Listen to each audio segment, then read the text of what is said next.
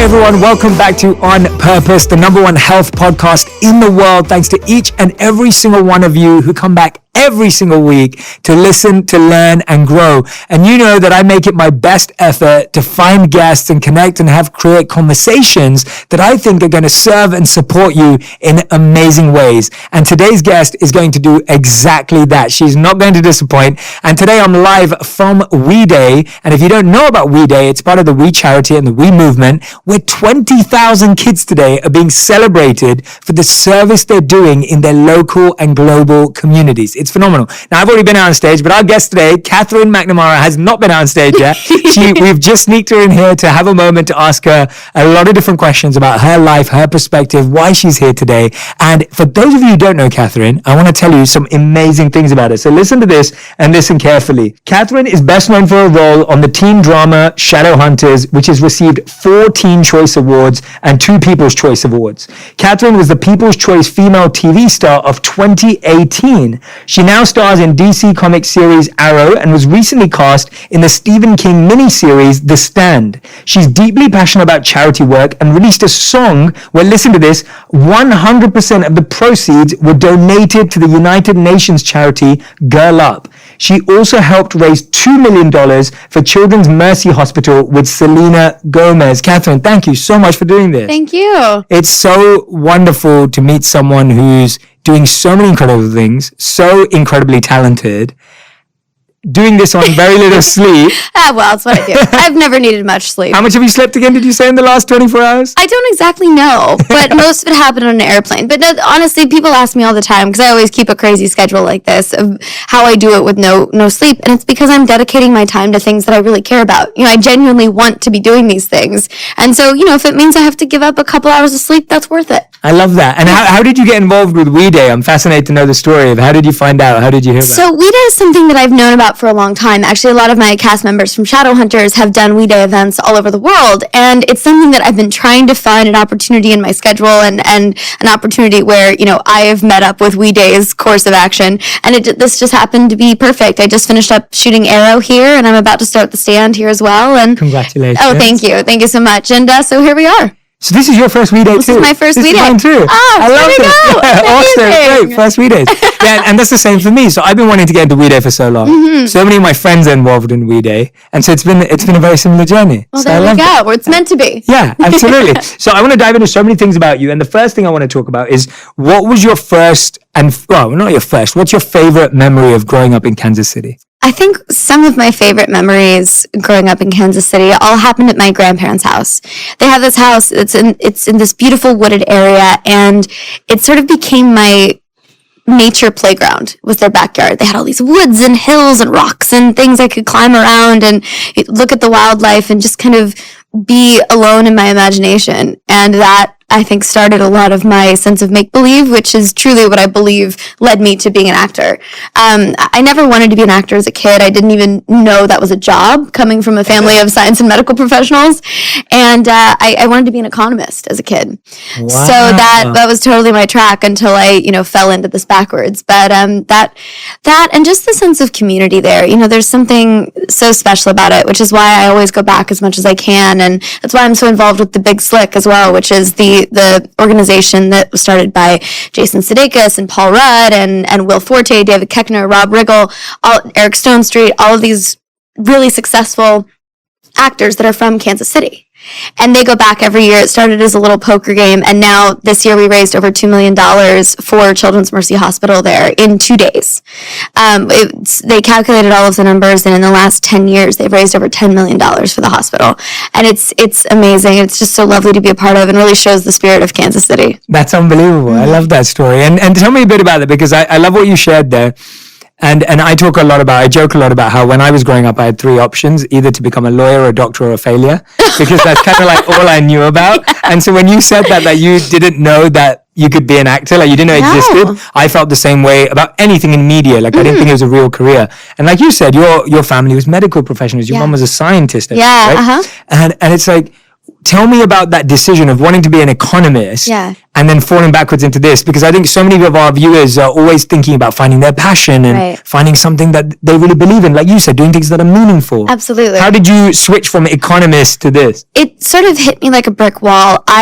I was always a huge math nerd, and to this day I love economics because it's the real world application of the math that I love so much. And I was just so fascinated by the fact that these formulas and graphs and complex math that I learned so much about could actually be used to predict and explain things that happen in the real world. And once I discovered that, it was kind of a runaway train of I became obsessed with different things, particularly developmental economics, because I loved the sort of anthropological aspect that gets thrown into that when you're trying to find ways to help these developing countries exist in the world in a way that they can grow to their full potential. And that fascinated me. But aside from that, I was a ballet dancer as a hobby, and a Girl Scout and a softball player and all these other things. But I ran into a family friend who was directing a community theater production and needed a dancer. And I was the kid who would try anything. So I was like, sure, why not? Let's go do this theater thing and see what that's all about. And I will never forget walking on stage on opening night. You have these moments of clarity in life, and they come few and far between, but you know beyond a doubt when they happen. And I walked on stage and something hit me like a brick wall, and I just knew in that moment that I was put on this earth to tell stories. And I was put on this earth to create characters and to be a part of this communal entertainment form, I guess. And I've never looked back. I love that. That's so beautiful. And I think you're so right. You articulated so well that we all get an opportunity if we slow down, if we kind of pause a little and take in these experiences, we all get these moments of clarity. Yeah. And I always say that when you eat something, you know whether you like it or not straight away. It's true. But we never do that. We never reflect on that when we're doing something new. Right. Or like when we do an activity, like you said, when I walked on stage, you just, you felt it. Yeah. And I think we should just check in with ourselves more. It's true. When you do something new and be like, did I like that? Like, did I like that? I heard somebody give a talk earlier this year about being vulnerable to joy. And there was something I thought was so beautiful in that, because so often we're so focused on what the next thing is or protecting ourselves or whatever it is that we don't allow ourselves to be open to whatever it is that's coming our way. Yeah. And so we miss out on so much. And I've tried to really make a concerted effort to do that, to be vulnerable to whatever it is, be it joy, be it a lesson to be learned, be it whatever. Yeah. Tell me something that you've learned recently or something that you've been learning recently. Something that I've learned recently is the importance of taking a moment, actually. Just what you said, taking a moment, taking a breath, and just I live a life of a lot of chaos recently. And it's really important to stop and take in those moments and just sit for a minute sometimes and really just be present and absorb what it is that you're in the midst of. Yeah, I love that. Tell me how, and I mean this genuinely, how does someone finish high school at 14 and get a degree at 17? Well, this kind of ties into why we're here today. Yes. I've always been a huge nerd, but I credit that to one of my very first teachers. She was my preschool teacher. And she saw something in me, this propensity and love for learning, and took the time to foster that. So for me, from my family as well to this teacher, school, learning, education was always presented to me as discovery, as joy, as what can you figure out about the world? What can you learn? How can you expand what it is that you know? It was never a chore. It was never something negative. It was never, presented as work in a sense. And so that's how I've always approached learning. And I was allowed to go at my own pace and did a lot of online and correspondence programs that allowed me to do that while still going to the school for art and music and recess and lunch and all the fun things. And it was the perfect storm for me because I got the best of both worlds and accidentally graduated high school at 14. That is amazing. I love hearing that because I think so many of us have had experiences of school where it was the other two extremes of like boredom, chores, who cares? Right. Or in my case, it was very much like performance, getting top grades and like doing well in exams, which also doesn't leave a good impression for kids because it becomes about pressure and pain. And, you're now just trying to catch up with this metric just to show your parents or compare yourself to someone else. So what's your message today to the children on stage? Are you putting that in there? Are they going to hear that? I'm trying to as much as I can. The topic that I'm discussing is about something a little bit different, but I always try and talk about education because I feel as though so many kids, especially today, either take education for granted or don't see it as something that can be joyful. Yes. And it's not to say that, there are going to be assignments or classes or things that are going to be really difficult and not going to be any fun at all.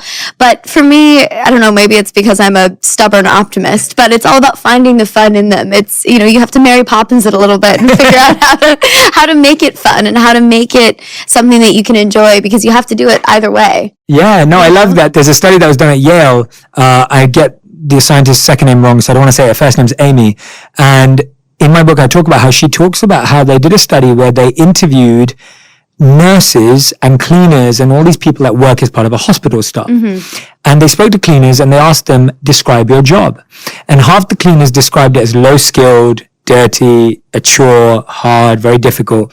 And the other half described it completely differently. They used words like healers, transformers, like they felt that they were a part of humans' emotion and they felt that they were building up these relationships with patients. Mm-hmm. And so it's a term that Yale crafted called job crafting. Yeah. And it's like how you view that is what it becomes. And so some of these people felt that their work was so highly skilled and so fulfilling and so meaningful. It's funny, if there's anything I've learned in kind of becoming an adult, is that life is all about perspective. Every morning when you wake up, you can choose to have a great day or to have a terrible day, no matter what happens. It's all about how you view it and how you look at the world. And it really is a series of choices. And what do you do? What's your choice because you live a busy life, you have chaos, you're shooting, you're traveling, you're speaking, you're doing charity work. Like when you get those moments in your day where things are going not the way you planned, what's the choice you're making? How are you bringing it back? I'd love to hear. I always try and find something good, something that I can focus on that can make me smile, or to just laugh at the chaos, because how silly things can be and how, absurdly chaotic things can get. It just gets to a point of you have to laugh or you're going to cry and I'd much rather laugh. And it's sort of how I was raised. My whole family does that. My grandmother was the head nurse of an ER for several decades, and nothing phases her. She is one of the strongest willed people. Yeah, she's seen everything. And my entire family is of the mind that you can make anything silly. Any situation, you can turn it into laughter. Yeah. And so that's kind of how I was raised, and I try and carry that on and spread that around as much as I possibly can. Are you a Harry Potter fan? I'm a huge Harry Potter fan. You've just reminded me of, what are those things called? My sister's going to hate me for not remembering.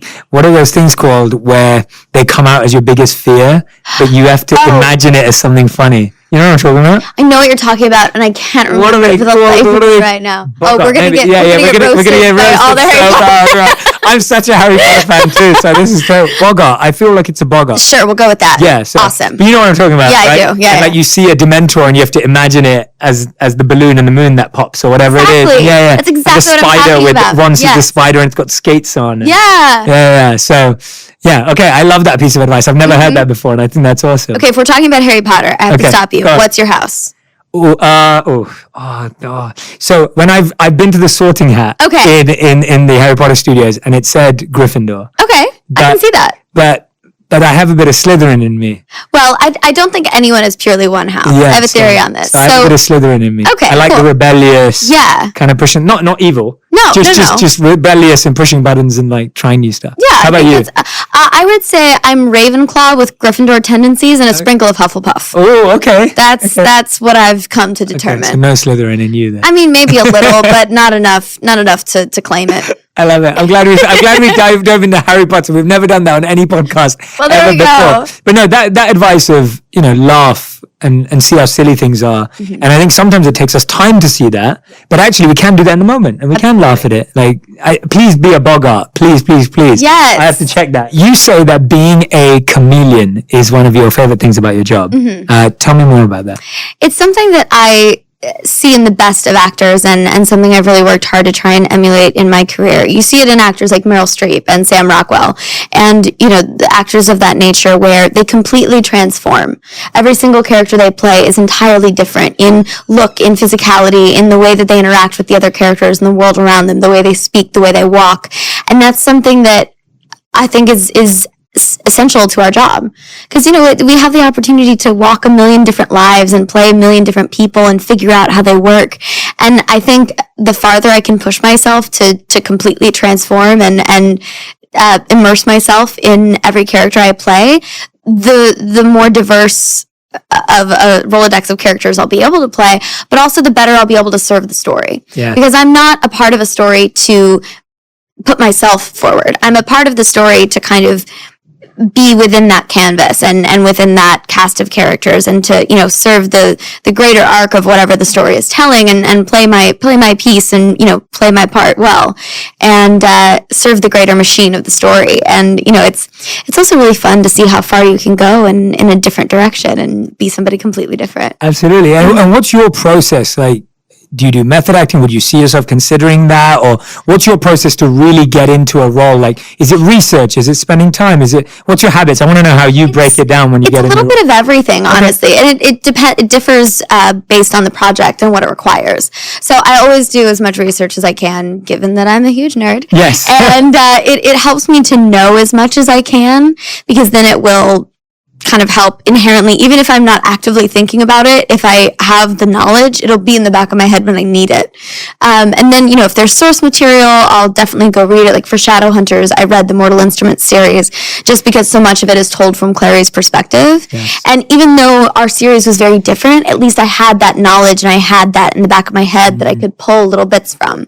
Or with Arrow, because I was playing Oliver and Felicity's daughter, given that their characters were so iconic and so well developed, I went through and watched the entire series so that I could pull little qualities and nuances and quirks and things to pepper through, so that she really was an amalgamation of these two characters that audiences know so well. Yeah. So I'll do a bit of that, and then, you know, I love Pinterest. So I'll go on Pinterest and I'll look up different clothing or different hair and makeup looks or whatever it is, to see kind of what I can piece together and see something that I might not have thought of, or something that I might, you know, this, that, or if there's an accent required, or if, you know, I do as much as I can, and then try and watch a few similar tonal projects or similar characters to see what other people have done in similar situations, just to try and get as many ideas as I can get, as much influence as I can, to see what I like, what I don't, what I want to pull, what I want to incorporate, what's in the back of my head, just so I have as much information as I can to play with on the day. Mm-hmm. That makes complete sense. Yeah. I love what an intellectual pursuit acting is. It's great. It can be. It can be. Well, when I'm listening to you. And that's about 50% of it. Yeah. I always say I do 50% of my work before I get there, and then 50% of it happens on the day. Because so much of it depends on the director and the other actors in the scene and the set when you get there and the environment. Because half of acting is interacting with the other people and with the environment around you. So if I come in and I've done all my work and I'm solidly set in what I'm going to do, I don't have any flexibility, and there's no room for play. Yeah. So you have to get there and be able to kind of bounce around and adapt and go, okay, let's play ball. Let's pass this tennis ball back and forth and see what happens. Yeah, I think that's a great rule. 50% before, 50% afterwards. Because sometimes we try to prepare 100% and then almost you paralyze yourself when you're in the zone, right? You can't be playful and mess around. And my favorite moments are those little magic things that happen that surprise you. Totally. You know, that you finish a take and you go, I did not expect it to go that way at all. I did not expect to feel that whatsoever, but holy moly, that was great. Yeah, I love that. Yeah. That's so cool. And it's funny, now we need to find you to be casted as an economist, because then you won't have to prepare. Perfect. You can just go in. Let's do it. Well, that's play. I mean, that is what my degree is in. Yeah, there you go. Exactly. That's what I mean. And you know, if you were playing an economist, do you know any cool economist stories, or like any historical pieces? There must be something cool. I mean, unless I'm playing Alan Greenspan, which I really don't think I'm going to get. I'm going to have to do some research. Yeah, I'm sure there are. I'm sure there's some crazy stories of female economists that are like. I'll find it. Yeah, we'll find it. We'll find it. Okay, I know that you love Disney. I do. You do love Disney. If you could be a voice actor, if you could be the voice of any character of any Disney movie, who would it be?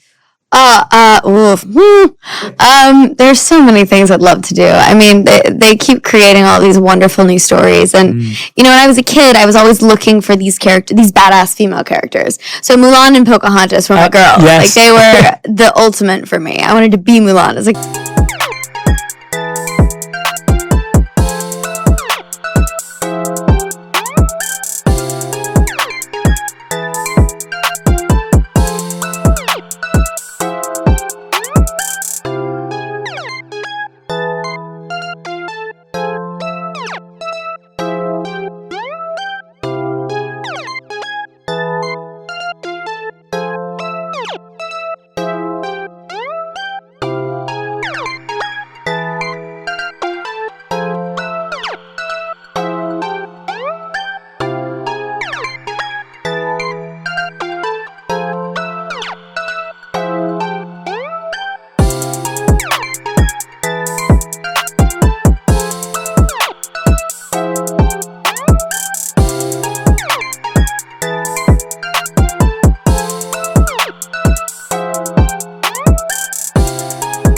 kid. I had her poster on my wall. It was great. But I'd love to be a part of pretty much any universe. I think Pixar and Disney are doing so many wonderful things right now. And I love the Disney Pixar movies because they're so fun. And you go back and you watch the movies that you loved as a kid, and you can still enjoy them as an adult. It's fascinating that there's so many layers to them that you don't even realize. So I'd love to be a part of that world. I mean, it's something that I've worked for Disney for a long time, and they're such a wonderful company. Yeah, absolutely. And have you seen that series? You reminded me of something else. We keep going totally off tangent. But you keep feeding into all my passions. Have you seen Wreck-It Ralph, the second one? I haven't. That's the one I haven't seen. I'm not going to give it away, but you can go on YouTube and watch the scene. You don't watch the scene first. Okay. But there's a scene where all the Disney princesses are there, and they're telling their stories, but in a very fun, like in a very educational but funny way. Oh my God, that's amazing. Yeah, about women empowerment and badass women. So it's just, I'm not going to give it away. Okay. But I want you to watch it. Even watch it. It's the second movie? It's genius. Yeah, it's so well done. And it's Disney almost making fun of themselves for how they portray princes, but it's brilliant. It's really good. I find self-aware comedy to be the most fun because it allows for suspension of belief, but also, you can laugh at yourself a little bit. Yeah, absolutely. Now, you've got to go on stage soon, so I've got to ask you, I've got to rush to the rapid fire section. So I ask a final 5, which are fast 5 questions. Okay. 1 word or 1 sentence answers. All right. So here we go. Here's your final 5. What's the biggest risk you've ever taken? Ooh, biggest risk I've ever taken. I moved to New York City after booking a job.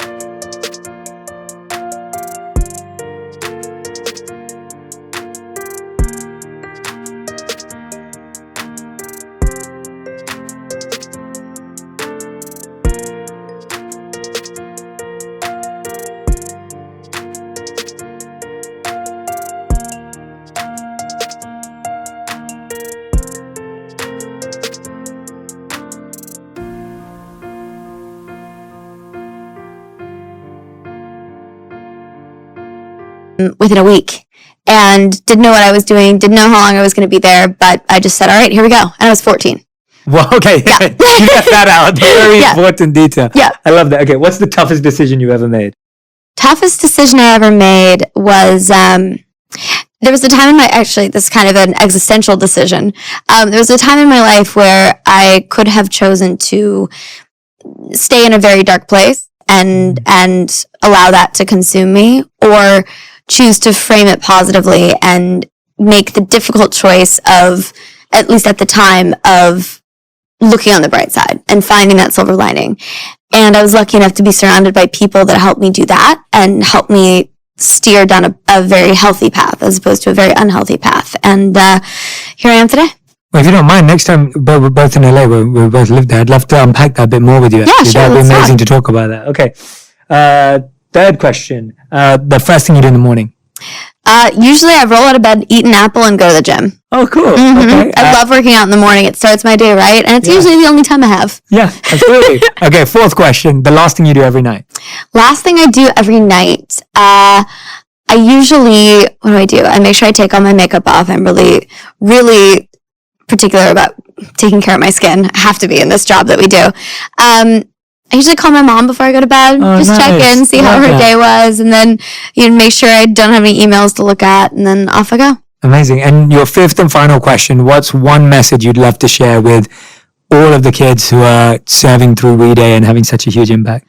I would like to say thank you for being conscious of the world around you and for being a global citizen and serving kind of this world that we share and this human race that we have, because it's so important to think beyond yourself and beyond your own life and your own realm to take care of everyone in the world that we live in. It's I always feel if everyone took just a couple of seconds every day to think of someone else and to do something kind for somebody else, the world would be a lot better place. And you guys are already doing that. Completely agree. Everyone, Catherine, thank you so much. Catherine, Thank you're you. amazing, and I can't wait to dive in to so many more of these areas with you. I feel I've learned so much more about you today Yeah. too. And I hope we can do this again. I would Genuinely. love Like there are to. so many things that I would love to unpack with you even more. Let's do it.